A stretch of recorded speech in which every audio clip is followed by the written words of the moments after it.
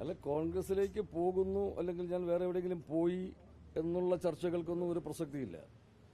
ഞാനത് പലപ്പോഴും പറഞ്ഞിട്ടുള്ളതാണ്. ഞാനൊരു കോൺഗ്രസ് കുടുംബത്തിലെ അംഗം തന്നെയാണ്, ആയിരുന്നു. പക്ഷേ ഒരു പ്രവർത്തകൻ എന്നുള്ള നിലയ്ക്കൊന്നും നമ്മളങ്ങനെ രംഗത്തുണ്ടായിരുന്നില്ല എന്നുള്ളത് സത്യമാണ്. കോളേജ് കാലത്ത് എൻ്റെ KSU പ്രവർത്തനമൊക്കെ എല്ലാവർക്കും അറിയാവുന്നതാണ്. അപ്പോൾ എന്നെ ഒരു രാഷ്ട്രീയ പ്രവർത്തകൻ എന്ന നിലയിൽ പരിഗണിച്ചിട്ടല്ല ഇപ്പോൾ ഈ കഴിഞ്ഞ സർക്കാർ എനിക്കൊരു ഔദ്യോഗിക സ്ഥാനം നൽകിയത്. ഞാൻ ആ സർക്കാരിൻ്റെ ഭരിക്കുന്ന പാർട്ടിയുടെ അംഗമൊന്നുമല്ല.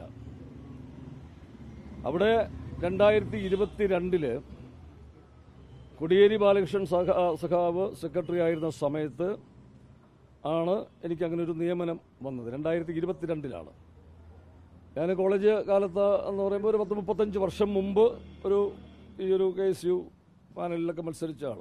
പക്ഷെ പിന്നീട് PA ബക്കറിൻ്റെ സഖാവ് P കൃഷ്ണപിള്ള എന്ന സിനിമ ചെയ്തപ്പോൾ അങ്ങനെയാണ് സഖാവിൻ്റെ ജീവിതം അടുത്തറിയുന്നതും സഖാവിൻ്റെ ജീവിതത്തിൻ്റെ ആ ഒരു വിശുദ്ധിയും ലാളിത്യവും അദ്ദേഹത്തിൻ്റെ വിപ്ലവവീര്യവും വിപ്ലവ പോരാട്ടവും സാധാരണ മനുഷ്യൻ്റെ പക്ഷത്ത് നിൽക്കുന്ന അദ്ദേഹത്തിൻ്റെ ആ ഒരു വിപ്ലവത്തിൻ്റെ ആ ഒരു വലിയൊരു തേജസ് എന്ന് പറയാം. അപ്പോൾ ആ ഒരു വ്യക്തിത്വത്തിൽ അതൊരു അഭിനയിച്ച കഥാപാത്രം അതെൻ്റെ നിലപാടുകളെയും അഭിപ്രായങ്ങളെയും ചിന്തകളെയും ഒക്കെ ഒരുപാട് സ്വാധീനിച്ചിട്ടുണ്ട്.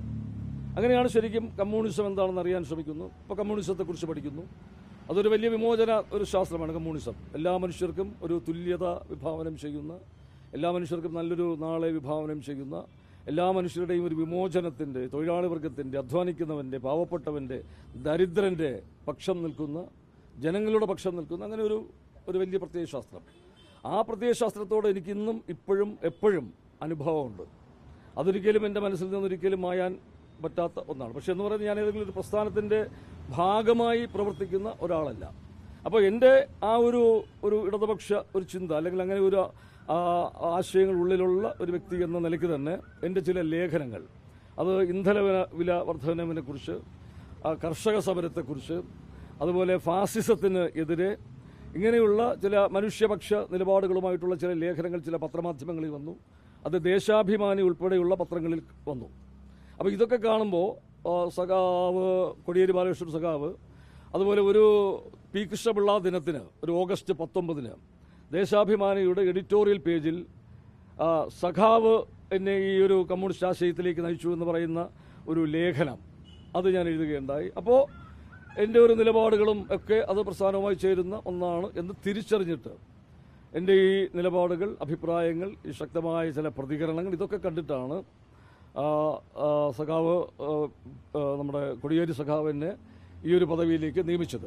അതൊരു 2.5 വർഷക്കാലത്തോളം ഞാനത് നിർവഹിച്ചു.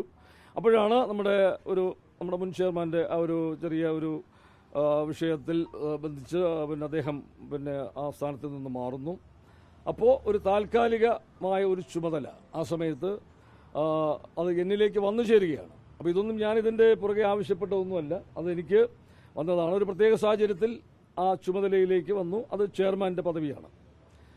ആ ചെയർമാൻ്റെ പദവിയിൽ ഞാൻ ഏതാണ്ട് ഒരു വർഷത്തോളം തുടർന്നു. അപ്പോഴാണ് കഴിഞ്ഞ 29ാമത് IFFK നടക്കുന്നത്. അതൊക്കെ നടന്നു. അതിൻ്റെ സംസ്ഥാന പുരസ്കാരം നടന്നു. പിന്നെ ഈ സിനിമ കോൺക്ലേവുമായിട്ട് ബന്ധപ്പെട്ട പ്രവർത്തനങ്ങൾ നടക്കുന്നു. അതുപോലെ നമ്മുടെ ചലച്ചിത്ര സിനിമാ നയ രൂപീകരണ സമിതിയിൽ അംഗമായിട്ട് അതിൻ്റെ പ്രവർത്തനങ്ങൾ, മറ്റ് അക്കാഡമിയുടെ ഇതരമായ പ്രവർത്തനങ്ങളൊക്കെ നടക്കുന്ന പശ്ചാത്തലത്തിൽ സിനിമാ കോൺക്ലേവും ഒക്കെ കഴിഞ്ഞ് അങ്ങനെ നിൽക്കുമ്പോൾ സംസ്ഥാന ചലച്ചിത്ര അവാർഡ് പ്രഖ്യാപിക്കുന്നതിന് തൊട്ട് തലേ ദിവസമാണ് ഞാൻ അറിയുന്നത് എന്നെ ഈ ചുമതലയിൽ നിന്നും മാറ്റി.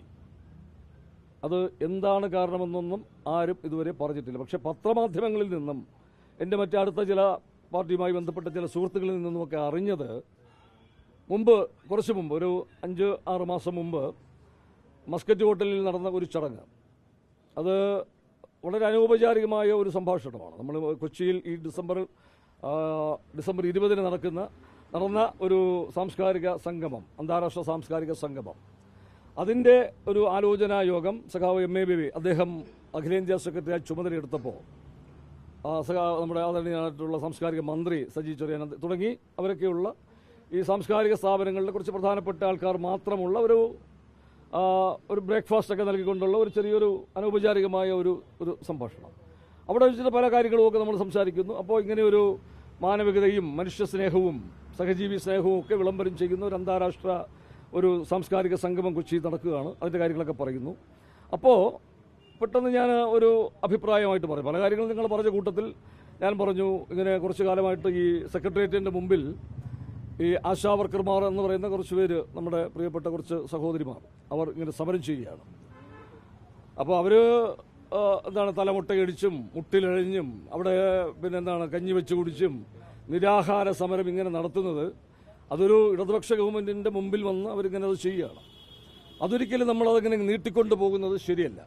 ഇത് നമ്മളിങ്ങനെ ഒരു സാംസ്കാരിക പശ്ചാത്തലം, മാനവികതയും മനുഷ്യസ്നേഹവും ഒക്കെ പശ്ചാത്തലമാക്കി നമ്മളൊരു സംഗമം നടത്തുമ്പോൾ അതിനു മുമ്പായിട്ട് അങ്ങ് അഖിലേന്ത്യാ സെക്രട്ടറി ആയ സമയത്ത് ഇതിലൊന്ന് ഇടപെട്ട് ഇതൊന്ന് പരിഹരിക്കാൻ അങ്ങ് ഒരു നടപടി എടുക്കണം. അതല്ലെങ്കിൽ അത് നമ്മുടെ ഒരു ഗവൺമെൻറ്റിനൊക്കെ അതൊരു ദോഷം ചെയ്യും. ഒരു പൊതുസമൂഹത്തിൽ ഒരു വല്ലാത്തൊരു വികാരം അത് ഉണ്ട്. അത് ഈ സ്ത്രീകൾക്ക് പിന്നെ അവർക്ക് അനുകൂലമായി അവരുടെ രാഷ്ട്രീയമോ അല്ലെങ്കിൽ അവരെന്തോ അപ്പോൾ അവർ മറ്റു പല പിന്നെ രാഷ്ട്രീയ ഇതൊക്കെ പറയുന്നുണ്ട്. പക്ഷേ ഞാൻ പറഞ്ഞു, അവർ എന്ത് രാഷ്ട്രീയമോ ആയിക്കോട്ടെ, അവരെങ്ങനെയുള്ള ആൾക്കാരോ ആയിക്കോട്ടെ, പക്ഷെ നമ്മുടെ സമൂഹത്തിൽ നമ്മുടെ കൂടെയുള്ള കുറേ സ്ത്രീകളാണ്.